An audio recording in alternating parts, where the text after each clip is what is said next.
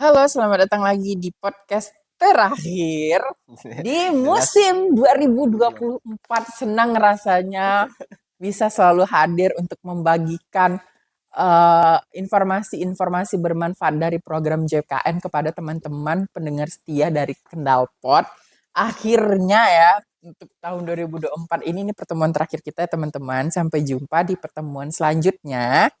Jika ada sumur di ladang, kayak udah penutupan aja ya.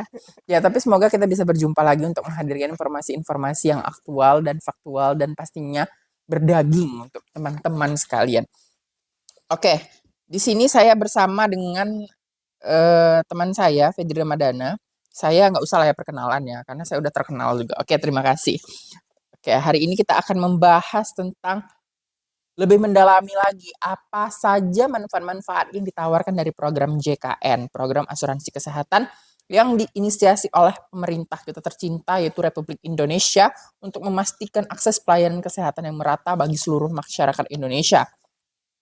Selamat datang Fedri. Terima Wah, kasih sudah meluangkan waktunya. ya, thank you Gin. Tak habis-habisnya ya kita menemani sobat setia knalpot nih untuk berbagi-bagi informasi, bercerita-cerita ria di podcast yang terakhir ini ya Gin ya. Ini harus sobat knalpot jangan ketinggalan informasi ini sangat penting nih terkait seputar JKN dan manfaat-manfaatnya yang mungkin belum sepenuhnya masyarakat tahu, belum sepenuhnya dipahami oleh masyarakat kita ya Gin ya.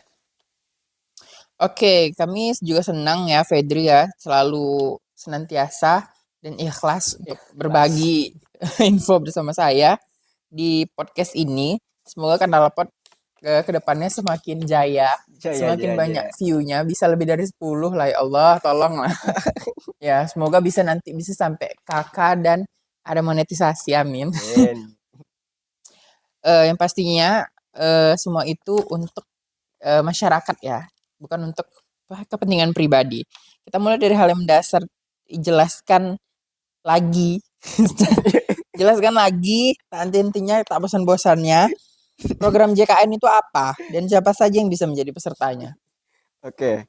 Nah, program JKN ini ialah program pemerintah ya, King, yang dikelola oleh BPJS Kesehatan sebagai penyelenggaranya untuk memberikan jaminan kesehatan kepada seluruh masyarakat Indonesia. Jadi begitu sayangnya pemerintah kita kepada kita, mereka sampai-sampai eh, memberikan jaminan kesehatan kepada masyarakatnya. Nah, program ini didasarkan dengan prinsip gotong royong nih, Ken. Ya, seperti sebelum-sebelumnya yang sudah kita bahas ya, di mana setiap peserta memiliki tanggung jawab membantu sesama dengan iuran yang telah dibayarkannya. Nah, siapa saja bisa menjadi peserta JKN, mulai dari pekerja formal, pekerja informal, pekerja pabrik, buruh, petani, atau ibu rumah tangga juga bisa menjadi peserta JKN, di mana pemerintah juga memberikan bantuan iuran kepada mereka yang tidak bisa atau tidak mampu membayar iuran secara mandiri. Jadi pemerintah itu ada sistem namanya PBI, penerima bantuan iuran. Nah, bagi masyarakat yang sulit dengan finansialnya bisa mendapatkan akses pelayanan kesehatan juga menjadi peserta JKN lewat menjadi segmen PBI gitu King. Jadi JKN ini benar-benar dirancang dengan eksklusif ya, inklusif maksudnya. Semua kalangan bisa merasakan apa namanya, bisa merasakan mendapatkan akses pelayanan kesehatan. Iya betul sekali King. Tidak peduli latar belakang mereka dari mana, maka status sosialnya juga tidak diperhitungkan di sini ya. Semuanya itu setara. Program ini memberikan akses pelayanan kesehatan yang sama kepada seluruh masyarakat Indonesia, baik itu dia bos atau pegawai atau TAD, itu di BPJS Kesehatan setara semuanya. Oh, banyak ya masyarakat yang mungkin belum tahu secara rinci manfaat apa saja yang bisa didapatkan dari program JKN. Tolong jelaskan serinci-rincinya biar peserta tercinta kita ini mengerti ya, Fed. Oke, tentu pelayanan kesehatan dasarnya ialah manfaat pertama yang bisa dinikmati peserta JKN. Ini meliputi eh, pelayanan di FKTP ya. FKTP ini kita ulangi ialah fasilitas kesehatan tingkat pertama, yaitu setingkat klinik, atau puskesmas.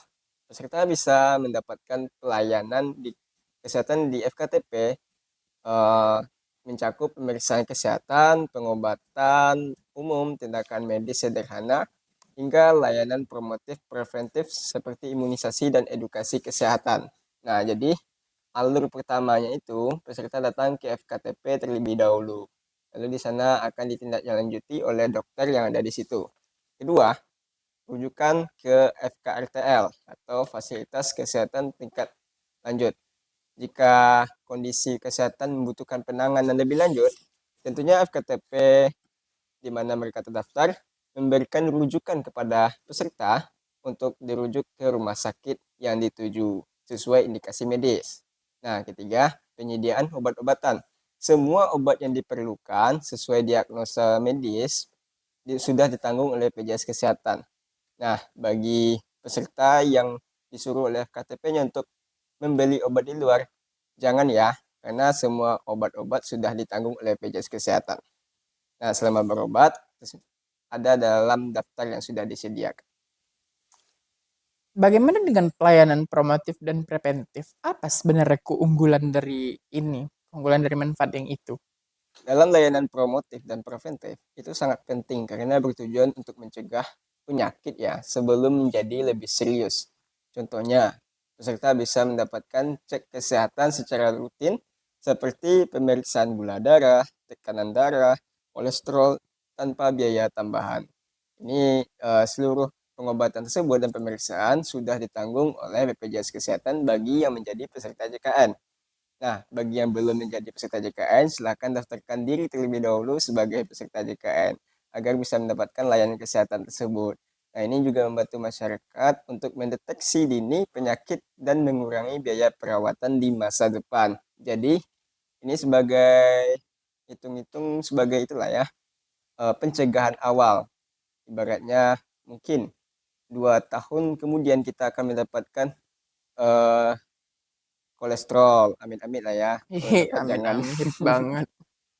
Nah, jadi kita ngecek dulu kesehatan kita hari ini, apakah ada indikasi kolesterolnya nanti. Jika ada, akan mendapatkan tindakan lanjut dari FKTP-nya.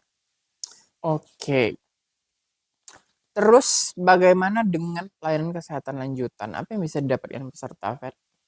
Pelayanan kesehatan lanjutan meliputi layanan rawat jalan tingkat lanjut, rawat inap, hingga tindakan medis di rumah sakit.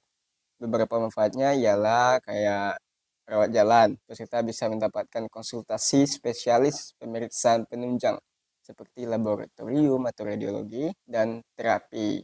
Sama seperti yang dirasakan oleh orang tua saya ketika dia berobat di rumah sakit, dia sering kontrol secara rawat jalan untuk pemulihan saraf terjepitnya gitu. Cuma karena semua itu sudah ditanggung oleh BPJS Kesehatan dan alhamdulillahnya kami sekeluarga tidak memerlukan biaya tambahan lagi, tidak perlu mengeluarkan uang untuk beli obat lagi. Nah, selanjutnya itu rawat inap. Ini mencakup perawatan di rumah sakit dengan fasilitas yang memadai sesuai kelas perawatan yang sudah dipilih oleh peserta. Biaya kamar, obat, hingga tindakan medis selama rawat inap sudah ditanggung oleh BPJS Kesehatan. Lalu ada tindakan medis. Peserta JKN juga tidak perlu mengeluarkan biaya besar untuk proses operasi, kemoterapi, cuci darah, hingga rehabilitasi medik. Semua layanan ini sudah diberikan oleh program JKN sesuai prosedur dan peserta aktif tidak menunggak iuran. Oke, sangat menarik. Banyak yang mungkin tidak tahu bahwa tindakan medis besar seperti operasi jantung atau kemoterapi bisa ditanggung sepenuhnya, Fer. Betul, King. Namun penting untuk memastikan bahwa semua proses administrasi ini seperti rujukan atau status kepesertaan terpenuhi agar peserta dapat memanfaatkan layanan ini dengan lebih optimal. Oh, terus apakah ada manfaat khusus atau tambahan lain yang diberikan JKN kepada peserta? Yap, tentunya ada ya beberapa manfaat khusus yang dirancang untuk kebutuhan ini seperti persalinan dan kehamilan. Program JKN sudah menanggung biaya persalinan maupun operasi sesar bagi ibu hamil yang mau melahirkan. Lalu penyediaan alat kesehatan misalnya kayak alat bantu dengar, kacamata, atau kaki palsu sesuai indikasi medis sudah ditanggung oleh BPJS Kesehatan. Nah, penanganan penyakit kronis. Program pengolahan penyakit kronis dirancang untuk membantu peserta dengan penyakit kronisnya seperti diabetes dan hipertensi untuk mendapatkan layanan yang berkelanjutan. Semua ini diberikan untuk memastikan bahwa peserta mendapatkan perlindungan kesehatan yang komprehensif. Terakhir, apa yang bisa tolong disampaikan kepada masyarakat agar mereka lebih memahami dan memanfaatkan JKN dengan baik? Untuk itu, saya ingin menekankan kepada masyarakat, King, bahwa bagi peserta PPPU harus bayar iuran tepat waktu. Ini adalah kewajiban peserta untuk memastikan layanan tetap aktif. Kalau tidak, dia itu akan jadi tunggakan dan kita malas bayarnya lagi kan. Lalu gunakan mobile JKN. Aplikasi ini sangat mempermudah akses informasi dan layanan kita. Lalu yang ketiga, pahami prosedurnya. Pelajari hak dan kewajiban sebagai peserta JKN, termasuk alur rujukan dan pelayanannya. Nah, yang terakhir, jangan ragu untuk bertanya, karena malu bertanya akan jalan-jalan ya. Ya, malu bertanya, Akan jalan-jalan. Itu. Itu untuk yang introvert sih biasanya. Ya, terima kasih Fed atas penjelasannya secara lengkap dan mendalam sebagai informasi ini. Semoga informasi ini bermanfaat bagi para pendengar Kendalpot. Oke, terima kasih kembali Kang. Senang ya, ini episode terakhir kita.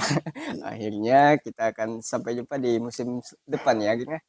Iya, semoga kalau saya nggak lulus PNS, oke? Terima kasih kepada para pendengar setia. Jangan lupa untuk berbagi informasi kepada keluarga dan teman-teman agar lebih banyak memahami manfaat JKN. Sampai jumpa tahun depan. Salam Bye. inisiatif.